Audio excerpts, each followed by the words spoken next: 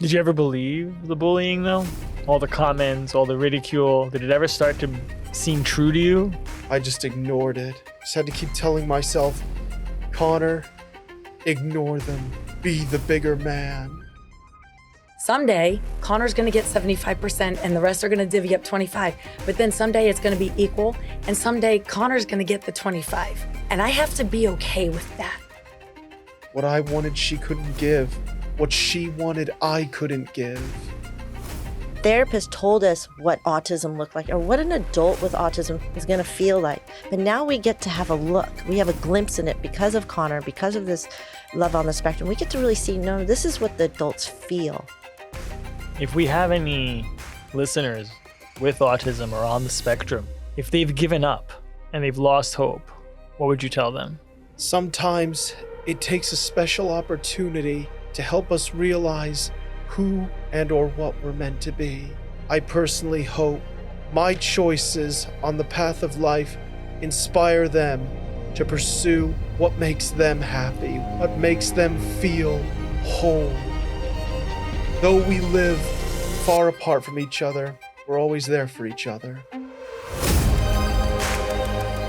This episode of Candid Minds with Dr. T and friends is brought to you by Mindful Care.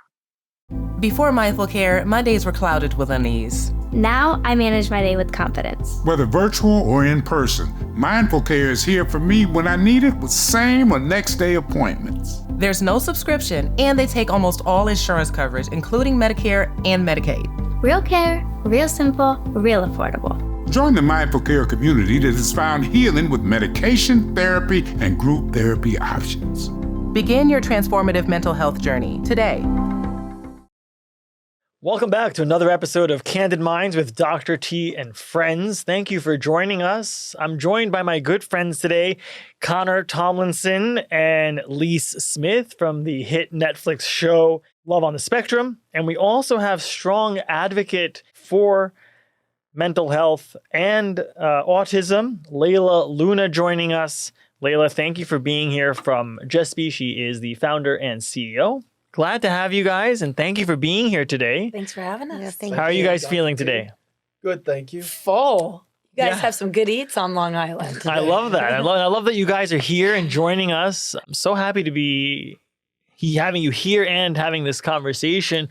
Really want to learn so much about the work you guys are doing, how you've been since the show and what's been going on the show, and learn from you all the advocacy work that you're doing. I think having a champion for autism is really special. It doesn't get enough recognition. Absolutely. And knowing that someone is on a mission representing the diagnosis and those that are fighting every day is really, really meaningful. So I have tons of questions. So we're excited to get started. First and foremost, though, Connor, I'd love to hear a little bit about your journey. What have the last couple of years been like for you? The last couple of years, in a nutshell, have been good to me. I've been given so many opportunities, namely the opportunity of finding love, and most recently, the opportunity to gain a platform which I use to help Layla with her company and advocate for those who are like me on the autism spectrum and for others who are neurodiverse. Amazing. And Layla, you've moved mountains. When I was learning about all the work you've done and the amount of time you've accomplished it, I could tell you as someone who briefly worked in politics, you've accomplished more than some of our politicians, right? Which is pretty special. Knowing that you're able to have such an impact, what has that been like for you? It's been an incredible journey. I mean, I never thought that a mom could do anything. You know, I really believed in myself, but I didn't know that this was going to be my pathway forward. I wanted to be a disruptor. I felt like I needed to use my voice, to be Rio's voice and be the voice of millions of others like him, but somewhere to find that courage to stand up and fight the system and make a difference. And it's been a whirlwind. I mean, I really feel like we want to change the world. We say things, this needs to change, that needs to change, but to be the change is very difficult. And somehow we found this momentum. We found that pocket and we're moving mountains. We're doing it. So I feel incredibly blessed and I'm so proud to be Rio's mom. That's beautiful. I could tell you, though, as someone who deals with a lot of moms and with a lot of patients, the initial reaction to having a son like Rio is traditionally, why me? Oh, absolutely. And I want to ask you, when did you transition from the why me to I'm going to turn this into something positive? I love this question because I actually have the perfect answer because I remember the moment. It was a lot of why me's. Why me? Why not her? Why not him? Why did this happen to me? What did I do wrong? Yeah. For years, I lived in that, not sorrow, just kind of isolation and to get really honest. And then when I started Just Being, I started to have that momentum, and I found that like nobody was really talking about the truth behind it. You know, like I am you. I'm that mother that has the bites all over her, the scratches, the refrigerator chained up, the things that people just don't want to talk about when you come into your house. It's uncomfortable. But after being pulled over with Rio, I got pulled over in California on a routine traffic stop. And that's when the sirens and the lights and Rio had a complete meltdown. He started attacking me and almost jumped out into the road. And that's where I came up with the idea of like, why isn't there a license plate? Why didn't the first responders understand? Because he looks typical. I mean, Rio's gorgeous. He's a big boy. And you would never think, oh, he's autistic. I gave that message to Sheriff Ritchie in Charleston. And I said, why can't we get a plate? And he was like, that's a no-brainer. Connected me with House Representative Kathy Landing. We had our first meeting, and that meeting became Rio's Law. And I remember walking out of there, getting into the elevator and looking at my COO, Sharon, and saying, I literally looked up to Hashem and I like said to God, and I said, now I know why me. It was such a clear moment. Wow. Yeah. You almost sound like a messenger to like a vessel, just channeled. to do good. And when I learned about Rio's Law and the work that you do, I felt really empowered. But to our listeners who have no clue what you're talking about, could you just give us a little bit of background on Just Be and what Rio's Law is and what you've been able to accomplish? Yeah. I mean, Just Be is a nonprofit organization dedicated to the millions of families that have loved ones with autism spectrum disorder or neurodiversity. But Rio's Law is an identifier license plate. South Carolina was the first state in the nation to have an identifier license plate. It is not a charity plate. It's voluntary if you want to get the plate. But what it does is it has the Just Be logo on it. In South Carolina, it says autistic/neurodivergent.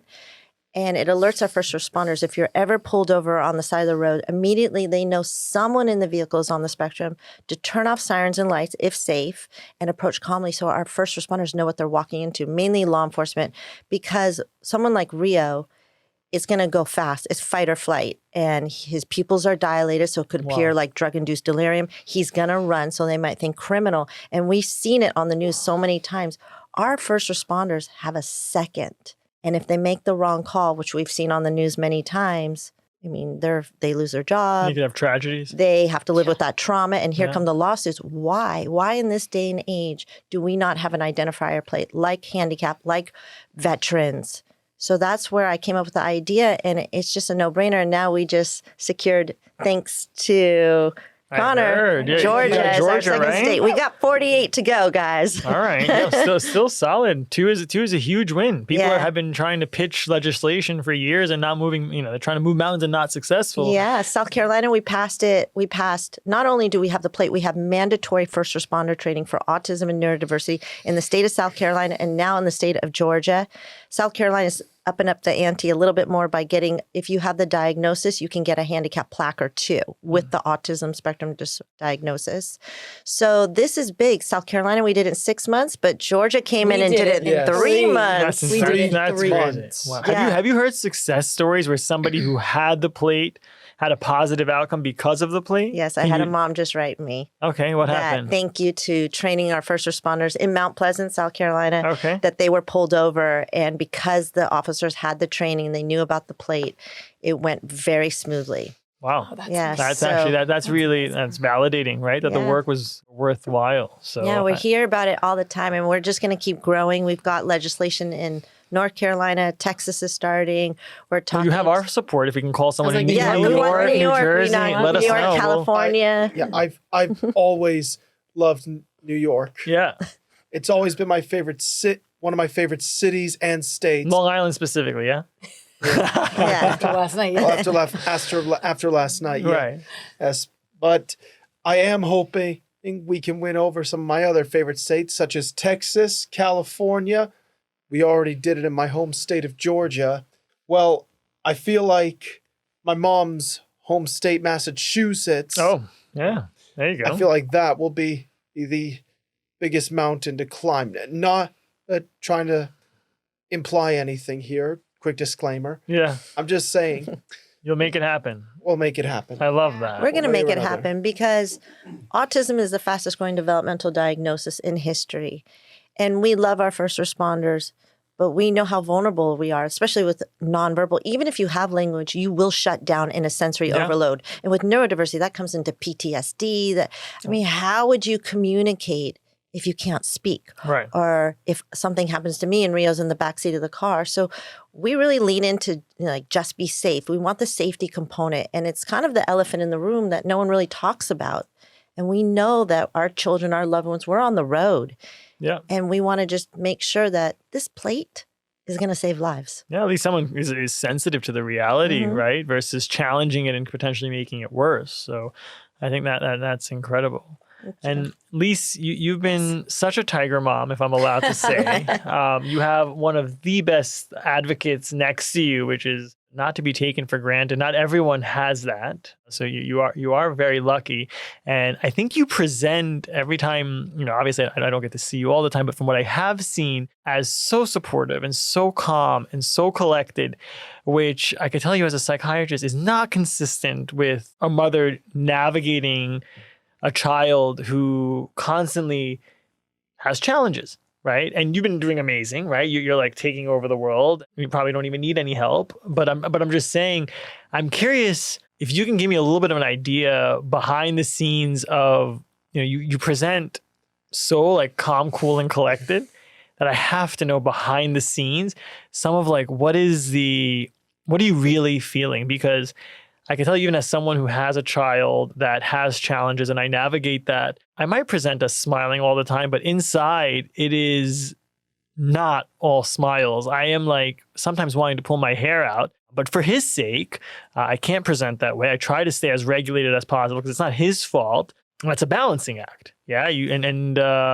Curious, what is that like for you? And then do you ever feel like losing it? And if you do, how do you handle that? Absolutely. And I love that it presents that way. But I'm a human. I have lost it. I was a single mom for 5 years with my 4 kids. That was very stressful, financially, emotionally, physically, and then to add in the diagnosis as an extra layer. So I'm glad that that's the impression. And I have matured and aged. I was in my late 20s when he was diagnosed. Okay. So I've grown up. I'm in my mid 50s now. So, there's been a lot of me evolving along with Connor and having to learn. So, yes, I give myself grace when I do break down, but it's got to be kind of a quick breakdown because you got to get back on the bike and pedal or the bike falls over. Right. And that's always been my mantra. So, but overall, I do try to find just a space in my mind to compartmentalize and get it together because if he is dysregulating, me dysregulating alongside of him, it's not good for anybody. So try to calm down. And it really has worked over the years with Connor. Connor is verbal. He has great communication. We worked at that. It wasn't always this way, but as he's matured, that's gotten better. We can talk things through, but it is patience. And you do have to dig deep sometimes. And sometimes I don't always get it right. So hear that as a parent. That happens. Yeah. In fact, there's one funny story when Connor was younger and I was a single mom. It was a school night. We were all tired. I was working. I came upstairs.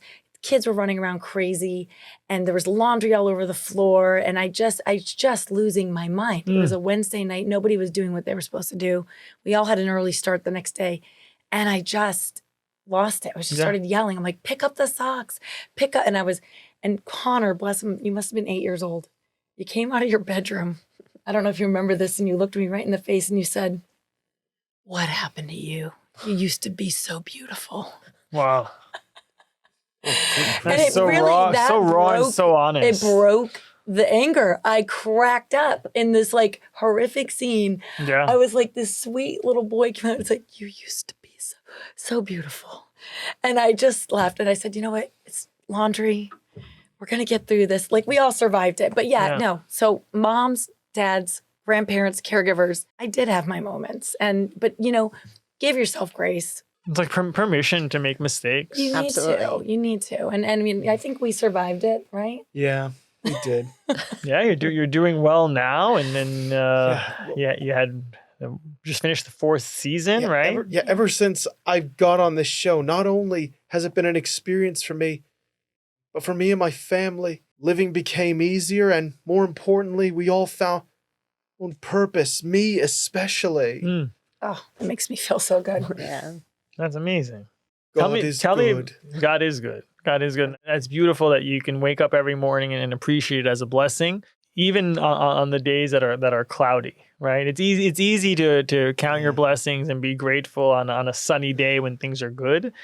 It's where you're tested is on the days that things are difficult, believing that the sun will rise again, and that's the lesson, right? And that's where everyone is tested, whether you're religious or not. I know this sounds a little religious, but whether you're religious or not doesn't matter. Right. Anyone who can appreciate that it's cyclical and good does come eventually can appreciate it. Yeah. And I know I was just telling, and I would say this to Connor, and I've said this, talking about the cloudy days, the rainy days. I have 4 young adults now that I'm kind of navigating on the back end. They're about to launch everywhere in their lives. And one of them, another one, not Connor, is going through something right now. And I just said, listen, diamonds are beautiful, but they don't start off beautiful. Right. Pieces of coal Like that the need to be story of the pressured ugly and duckling. squeezed, right? And it's you in your squeeze or your pressure. You're Pressure becoming your makes diamond. diamonds. You're becoming your diamond. So we all got to feel the heat, the pressure, but it's the journey of all of us. Yeah. It's kind of beautiful. It is beautiful. And one thing I tell my kids is that the raw materials are there. I gave you the raw materials. The question is, what are you going to do with it? Yes. Right. And letting your families know that they're not alone. Like, we hear you, we are you, we understand. And that's like one of the greatest opportunities of working with this partnership is that having Connor being able to be like Rio's voice is so important. It's given me a lot of strength. It's given me a lot of fight, and also being inspired by Lise, the way she gets to work with her son and support him and also let him fly. Do you feel like Rio knows the work that you're doing and the impact you've had? Well, Rio is very excited to have his first friend, and Connor always refers to him.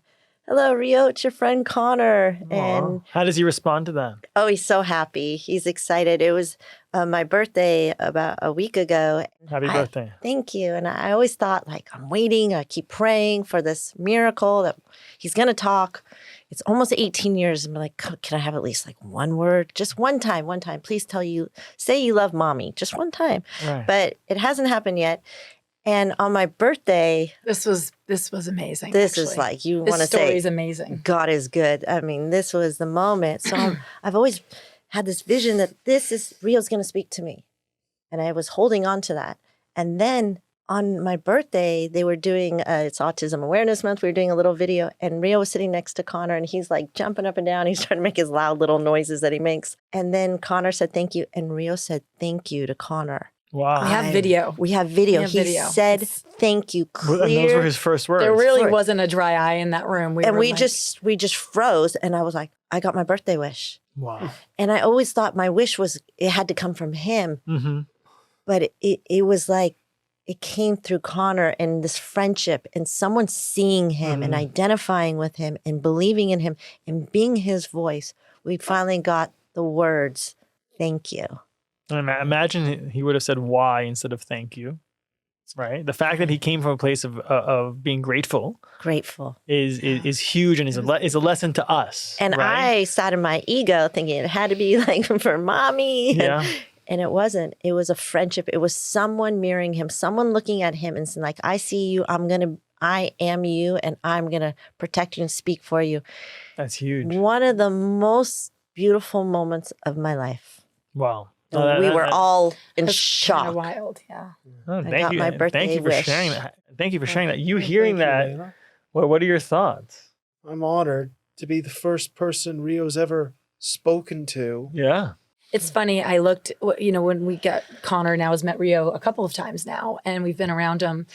And I feel just from my experience with Rio, receptively. He's locking in and understanding, and I think he really is grateful to be spoken to, just like I speak to Connor, and I think Connor and I approached Rio as such. And it was the first time I've ever seen Connor as a parent. You still have younger children, you have some younger kids. You know, he's this man with a beard sitting here. He's 27, but I still see this brown-eyed baby that like a bandana on his head in a laundry basket goofing around. I see this little boy. When I look at him, even now, when I saw Connor with Rio, there's this picture we have of them, but I saw Connor as a man for the first time. And that blew me away. I'd never seen him stand so tall and look kind of like somebody's mentor. Yeah. Because Connor started his journey 3 years ago very lonely. No friends, just the family and his phone texting, really nobody outside of home, except for the bits of people at work he would interact with.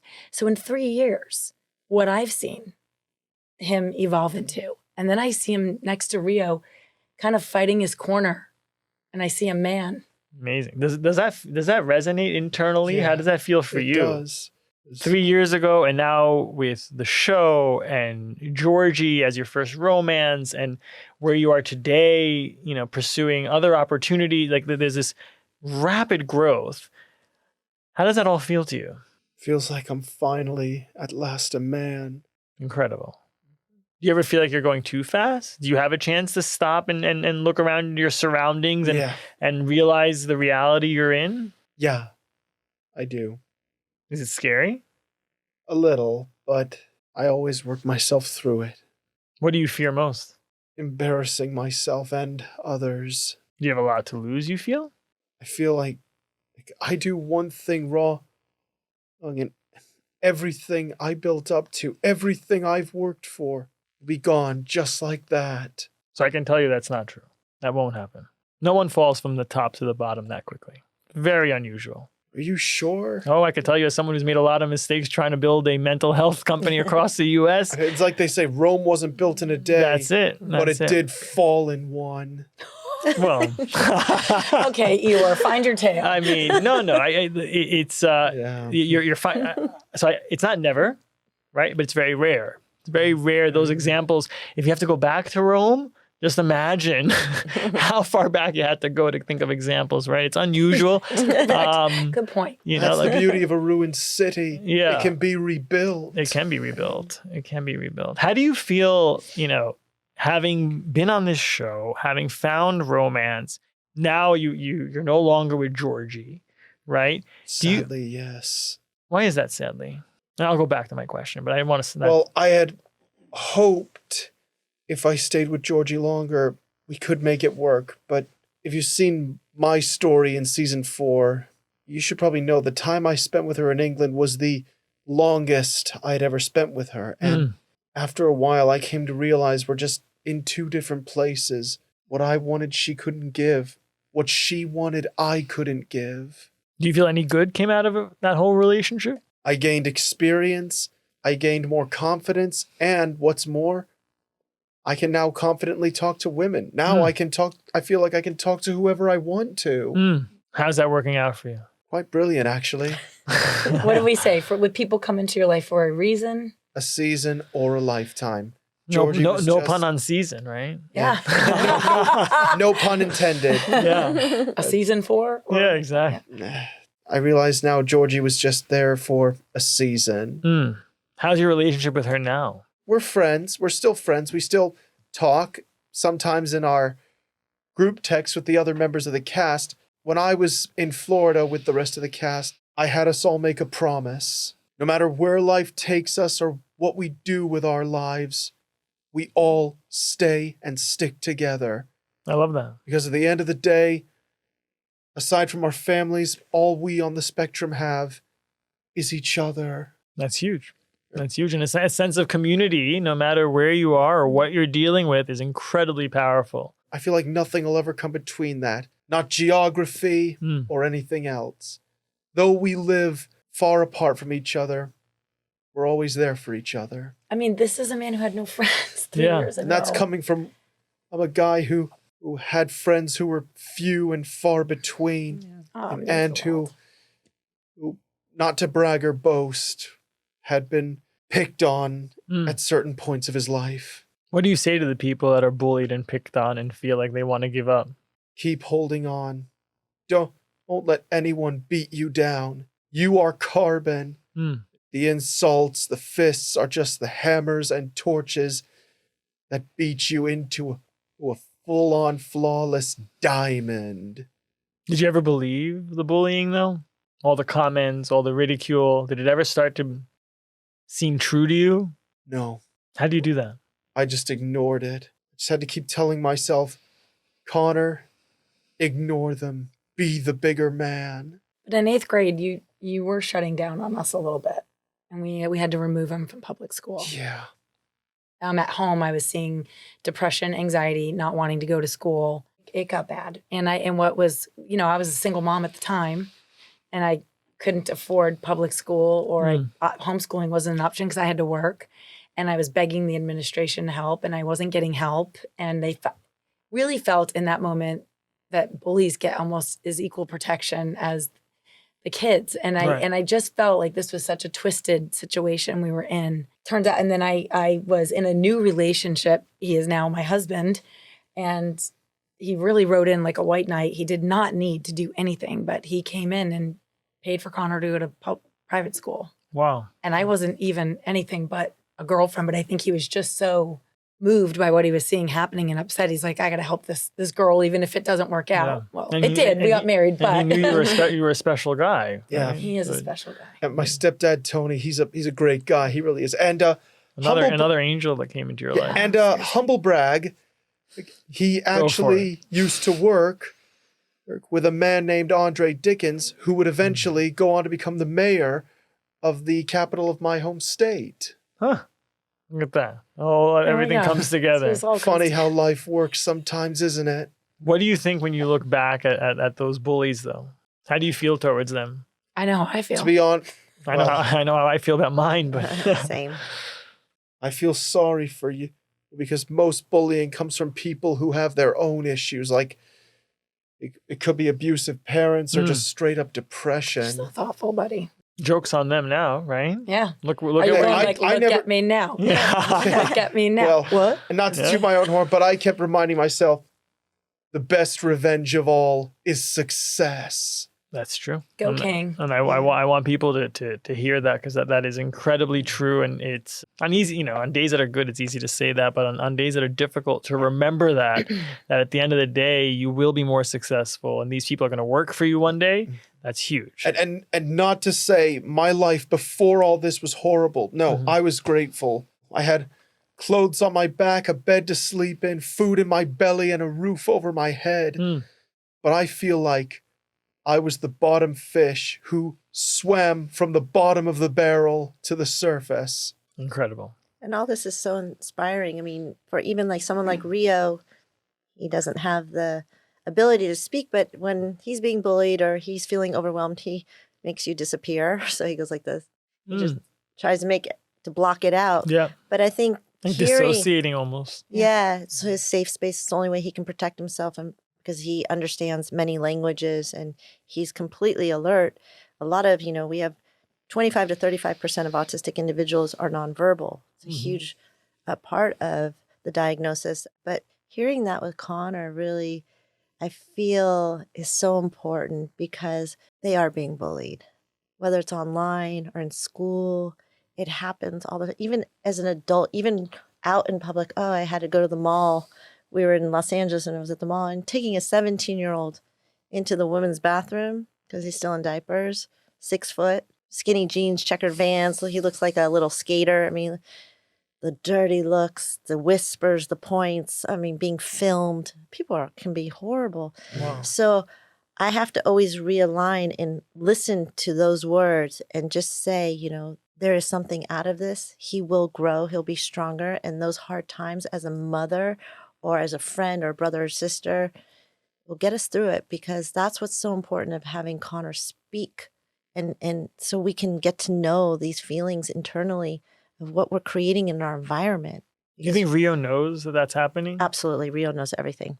He understands Hebrew, Spanish, and English fluently. But the ridicule from going to the bathroom, does he sense the nuance of being Yeah, judged? he cries. Yeah. Really? Yeah, he starts to make these noises, and It would be better not to know. He knows. He's aware. He sees it. He's done some writing that he hates being autistic, and Really? yeah, Wow. he's written very profound stories and letters of what it feels like to be trapped in a silent prison Wow. of autism and not being able to communicate. But he asked God for help, and he said that in God, it's hard to be, suffer in silence and be in sorrow, to keep going and to move on and not to struggle and not to feel pity, that you can be autistic. It doesn't mean you're dumb. It doesn't mean you don't understand.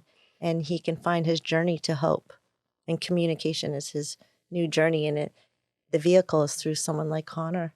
That's really powerful. I'm curious, knowing how someone feels being nonverbal and autistic, and knowing that the show has been such a voice for That's the what I want, diagnosis, do you feel like it's done all good, some harm?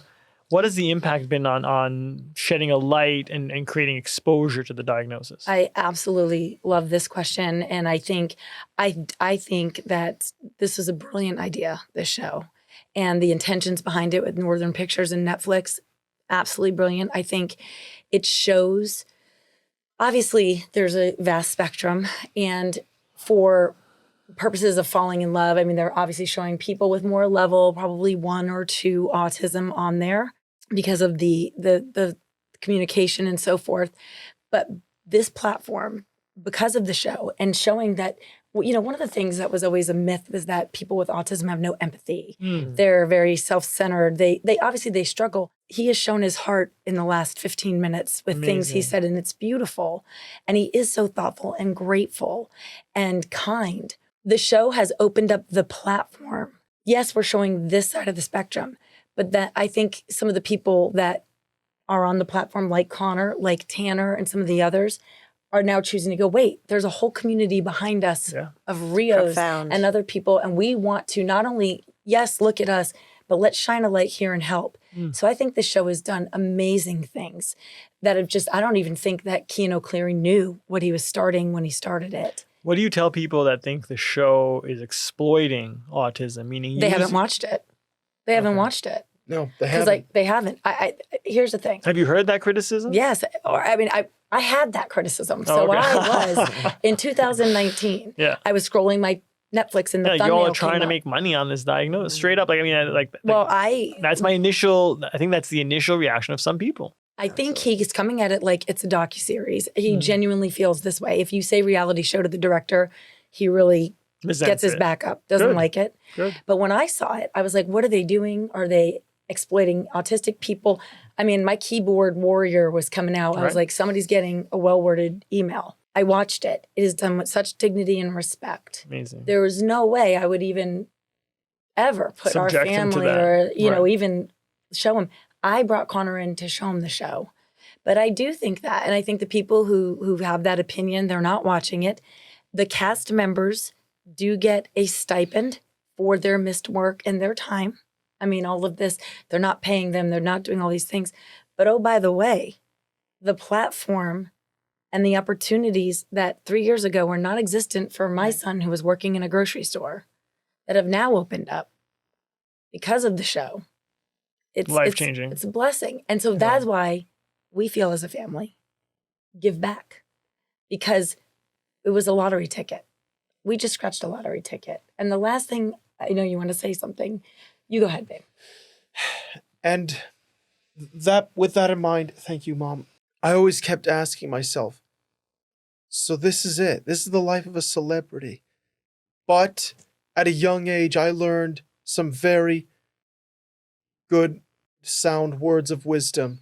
With great power comes great responsibility. And I thought to myself, if actors and celebrities have all this fame, this fortune, this power, what's the point of having it all if we can't use it for good? So that was exactly what I intended to do with my new status, my new standing.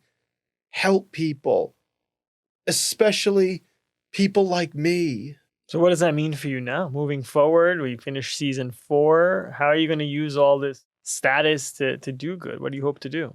Inspire people, mostly the neurodiverse people, to show them all we exist on this earth, that God put us on this earth for one simple purpose, to push past all these so-called limitations that some people in our society say that we have. You know, make our dreams come true, in other words. Reach I love that. potential. Yeah. Reach our potential. Show them all we are not limited. Amazing. And I mean, and reaching potential means something different for everybody on the spectrum. Wherever they land on the spectrum, wherever Rio reaches potential, Connor reaches potential. How can we help to do this? And the last thing I'll say is, again, lucky lottery ticket. We were just some wacky people in Podunk, Georgia that caught their eye. Okay, cool. But guess what? This young man, young gentleman, adult, has always been the same. And the only blessing that we feel from the show personally as a family is that the world is getting to enjoy the Connor we always loved and knew. We're just getting to share them with you guys, and you get to see it. But my message, if I could say one thing that stuck with somebody today, is this: look for the Connors that are sitting next to you right now. Yeah. Because they're there. He was overlooked. He was not seen. He wasn't invited to parties. He had kids come to his party once a year for the goodie bag, and we never saw him again, never heard from them again. He was never asked to do anything. He took his sister's friend to the prom. He was just overlooked. And now some of these same people want a selfie with him when we go to Publix or a grocery store, right? So it's funny and it's ironic, but stop looking at this Connor or Madison or Dylan or Logan or any of these new wonderful castmates. Yes, they're fun and they're beautiful and support them. But start to see, wait, where's the Dylan or the Connor or the Madison sitting next to me today? Invite them to your lunch table. Have them over. Maybe go to a movie with them. Come on, let's get better. What do you say to parents that say are focusing so much on the Connor in their life, and they have other kids and they have a partner, whether you want to or not, no matter you teach your kids to be accepting and tolerant, and we all love each other as a family, there is an inherent sense of jealousy that could arise when one person needs all your attention as a mom. Not to mention moms usually put themselves last, or let's talk about, I mean, there's multiple family structures, but let's say the leading caretaker could put themselves last. How do you protect the other people in the family from feeling neglected when someone is getting all of the attention? Let's say we take your advice. We see the Connors in our family. We see the Connors around the room. How do you not sacrifice everyone else that also wants the primary caretaker's attention? It's a balancing act, and it's not always equitable. It's just not. And the one thing I want to start with is my marriage didn't survive it. My marriage to Connor's father did not survive it. We are a statistic, and we fell into it. And that is on us. And I think my first bit of advice is, despite this child needing extra work or help or whatever, we only have so many hours in a day and so much bandwidth in a day. Yep. So we have 100% to give. So someday Connor's going to get 75% and the rest are going to divvy up 25. But then someday it's going to be equal, and someday Connor's going to get the 25. And I have to be okay with that. I have to be okay with that. But take care of your marriage. Number one, first and foremost, because that's the mask falling from the ceiling in the plane. If you don't have that marriage intact, then the whole family's up in smoke. So fight for that. Go on dates. Find a babysitter. I don't even know. Put the kids to bed early. We don't get trophies for this stuff. Make a routine. Take care of your marriage. I didn't. It didn't work out for me, and it wasn't good, and it was worse. And then, I've since learned, my daughter says she felt like a glass child, and that hurts. So I didn't get it right, obviously, all the time. But you got to give yourself grace. I think I have 4 pretty amazing young adults. My kids will ride or die for each other. I would not accept, obviously, sibling rivalry is healthy and it happens, and it happened in my house. Sure. But it was not tolerated not to ride for each other. Have things changed with your ex since the show? Yeah. I'm still very, very close with my dad. Oh, yeah. I love that. But me and him are fine, right? Your dad. Yeah. I mean, We're friends now. Yes, but it hasn't always been easy. It was Okay. a little rocky at first, but How has he it'll- responded to the show, though? he feels like I've truly grown as Yeah. a person. Amazing. He's on it this And- season. He gets a little part. Yeah. And as for my siblings, my sister Anna She does social media she work. just was social media work. Yes, and my brothers, let's just say they went into the world of sales. Okay. But it's funny because the three of them argue, because Connor doesn't drive and he still does need support. Connor's amazing, but he does still need support even today. We're there for him. They all say, my daughter will say, I'm a package deal for any man. Like I have a brother because I'm not going to live forever.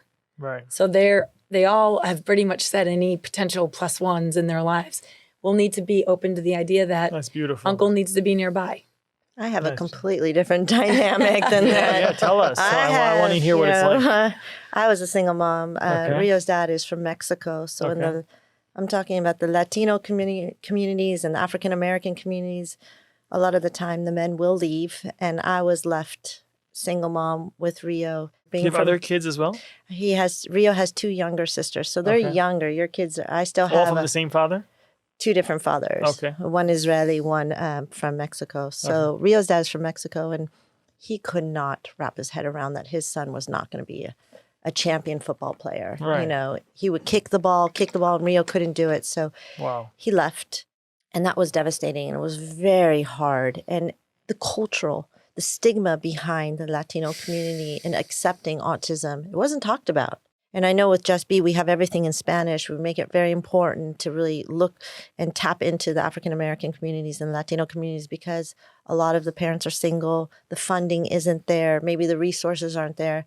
And these children are being labeled the trajectory of their lives, that they're troublemakers or their destiny could be like crime or this or whatever. And it's not true. It's just undiagnosed, a lot of the time, undiagnosed Have they been autism. receptive to the resources?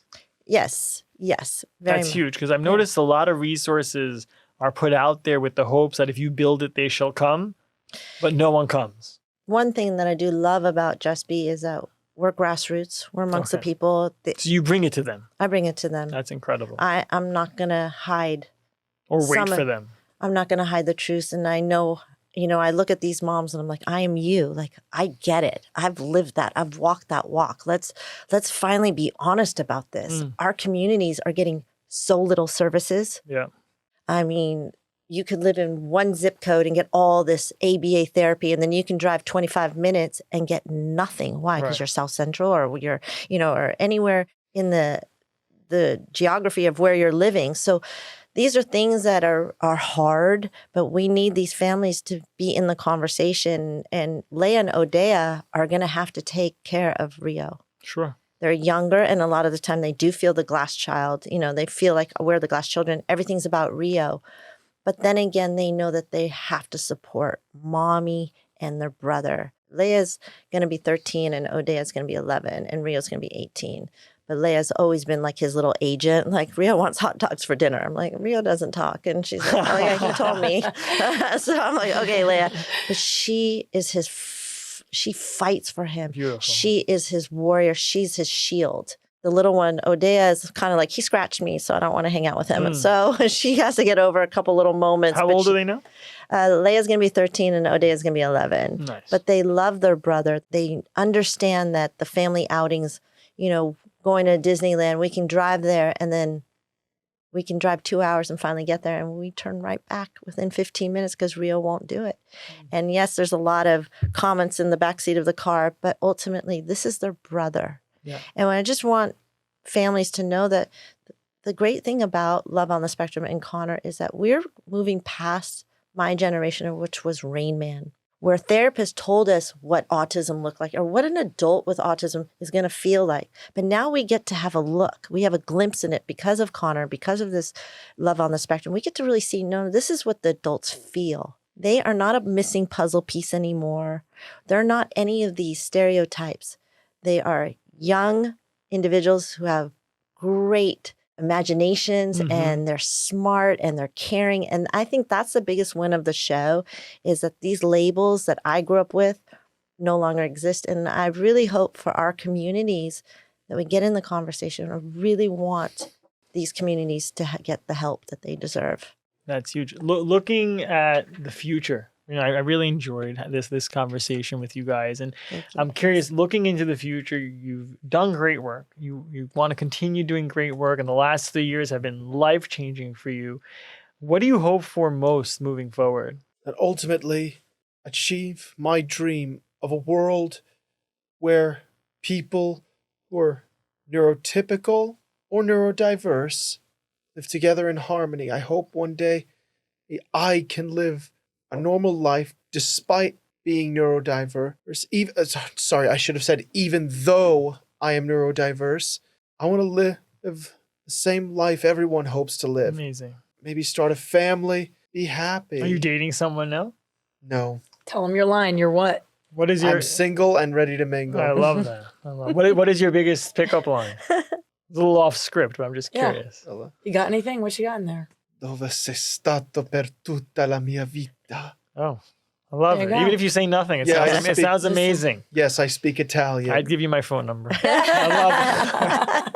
I love that. How about you? What does the future look like? What do you hope for? I'm just here to support my kids, as always, is this next phase, this empty nest phase, getting them launched, but still at this point, the heavy lifting of parenting is done. It's just, I hope the message is stuck. And then just being there as in a more of an adult kind of partner to them instead of parent. It's a very unique phase. And just supporting Connor help achieve his dreams. He's discovered he enjoys this world of TV, acting. It was a whole thing that we always joked he might be good at, but we never knew. Yeah. But this platform has sort of peeked at the Unlocked door. it. Even I didn't know. Yeah. No, it's you. And he's had some opportunities and he's done well with them. So we'll see where this road winds and takes us, and just here to support that. And I understand it can be a tough, competitive, even deceitful world.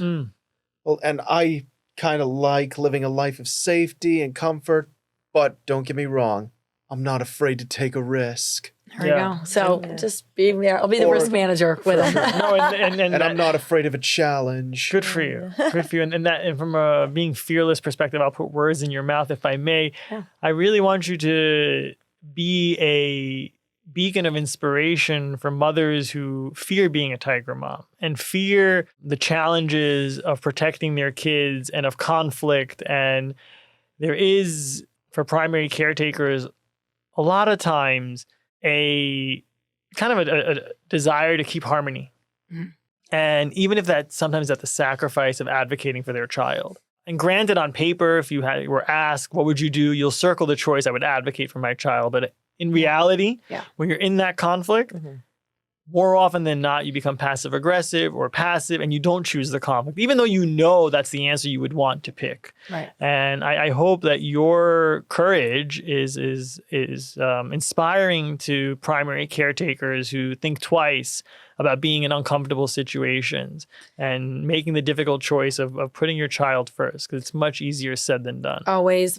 Our mantra, our other one is be comfortable with being uncomfortable. And huge. I just, there is that mama bear and she's there, and I just, like Layla said, a disruptor, and I'm not afraid of conflict. And, it's funny, I'll accept sort of mediocrity or something less for myself, but if it comes to them, no sacrifice. This superwoman comes out. Incredible. We've created these mothers on a mission. We have our texts going, our group text is queen bees. Like we're in. I mean, we're off you don't the mess bench. with moms, right? Yeah, Look at lions. The male lion does nothing. Have you seen lions? Yes. The male lion just sleeps under a tree. People always the mom does it all. Yeah, hunts, people always raises the, like. This is it. Yes, this is it. 100%. They'll always say to me like, "You did all this in such a short period of time," or I'll list some of the accomplishments that we've all done, and I said, "Never underestimate a mother." Oh, for sure. And final thoughts for Just Be. What do you think you want people to walk away with in terms of the future? Well, just really quick, I want to just say one last thing. That now Rio lives with his father. Okay. And his dad became one of the most incredible fathers. He's a single dad raising him. So the dynamic can change. How did that happen? He grew up. He accepted his son, and he's so proud of him. So there is a pathway forward for families like myself that were very broken. when the diagnosis first started. But moving forward for Just Be, I would love to create a world where it's not about the disabilities, it's about the possibilities. And I'm hoping that through all this dialogue and legislation and all of our fight that we're doing for the system and to create a better world for these kids, that we change your eyes. If you see me out and I'm struggling, instead of rolling your eyes or whispering, look at me and say, I wonder if that mom needs help. Wow. I wonder if that child's on the spectrum. What can I do to help? It's community helping community, and that will be the biggest win, because this is all about humanity, and that's what we're doing. Once you get a child that's on the spectrum, you're part of a very unique club, so special people get special children, and you're not alone. That's beautiful. No, and I appreciate it. So we know you're not going to continue with the show in season 5, which is disappointing to many of us. But the good news is that you're going to pursue voice acting and acting, which is really exciting. But I'm curious, what does that mean to the people in the autism community and those with neurodivergence and those following you? What do you think that looks like for them in their future? Sometimes it takes a special opportunity to help us realize who or what we're meant to be, and more importantly, what we're meant to bring of it. How do you think it'll change their future? I personally hope, and I can't speak for them, but I personally hope my choices on the path of life inspire them to pursue what makes them happy, what makes them feel whole, what makes them feel like this is the road they're meant to take.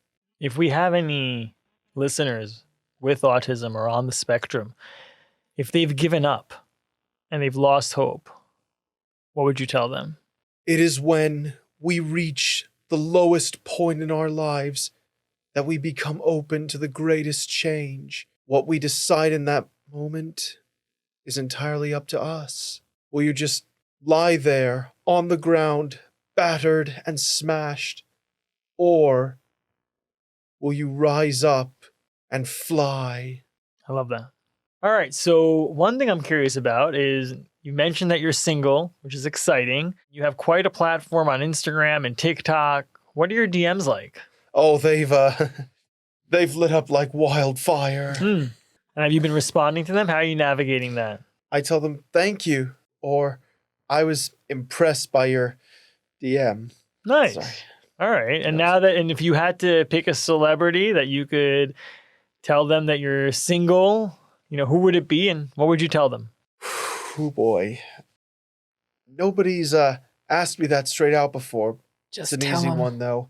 Jenna Ortega. I would say, hey to her, hi Jenna, I've actually been a fan of you for a very long time. I think you're very talented, classy, sophisticated, and well, it would just be great to get to,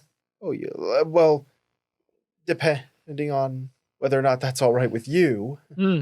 I wish I knew that we would have brought her on to the show. Oh my God, do you know her? No, but we could do that Oh my gosh, that was for the next episode. We'll surprise you. Oh boy. It could be fun. It's gotta be. Yeah. What would a first date look like? I don't think. Where would you take her out? Yeah, where would you Would take her out? on a Wednesday? yeah, because he's best known for her role as Wednesday Addams. Yeah.